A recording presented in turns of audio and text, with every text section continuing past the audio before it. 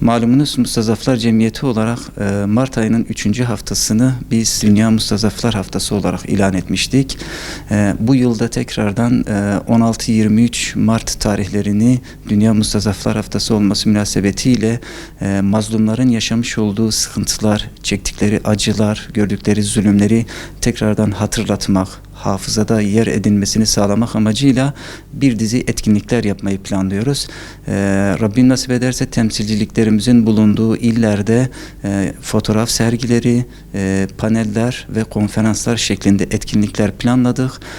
Buradaki gayemiz yeryüzündeki tüm mazlumların çektiği sıkıntıların, acıların, yaşanan mazlumiyetlerin unutulmaması, hafızalarda yer edinmesidir. Neticede toplum olarak, yeni nesil olarak zalimi ve mazlumu tanımak zorundayız. Allah Azze ve Celle'nin huzurunda haşrolunduğumuz zaman ya zalimlerin tarafında oluruz ya da mazlumların tarafında. Fakat dileğimiz mazlumların safında yer almaktır. Halepçe'de kimyasal silahlarla katledilen insanlar mazlum, buna imza atan Saddam Hüseyin ise bir zalimdir.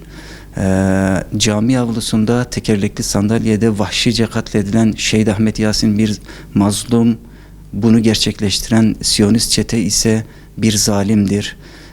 Aynı şekilde yeraltı ve yerüstü kaynakları talan edilen Afrika mazlum, bunu İnsan hakları, barış, özgürlük adı altında yapmaya çalışan Batı ise bir zalimdir. Kısacası değinmek istediğimiz husus yeni neslin zalimi ve mazlumu tanıması, bilmesi ve buna göre hareket etmesidir. Neticede insan olmamız hasebiyle görev ve sorumluluklarımız vardır.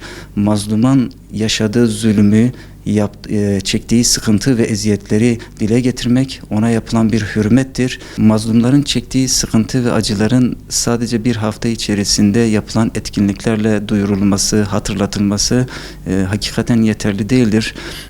Lakin gündem çok yoğun olduğundan dolayı neticede bir şekilde yaşanan bu mağduriyetlerin dile getirilmesi lazım.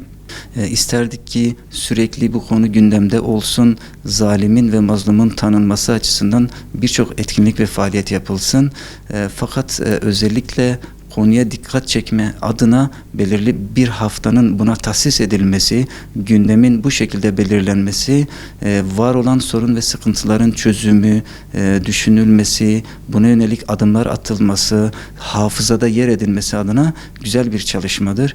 Neticede insan olmamız hasebiyle görev ve sorumluluklarımız vardır. Müslüman olmamız hasebiyle görev ve sorumluluklarımız vardır. Bir nebze de olsa yaşanan bu zulümleri, gerek geçmişte yaşanan zulümler, gerek şu anda yaşanan zulümler, hak ihlalleri vesaire ne olursa olsun dünya kamuoyuyla paylaşmak, bir ses meydana getirmek, bir var olan kitleye durumu haberdar etmek bizim bir görevimizdir, bir sorumluluğumuzdur.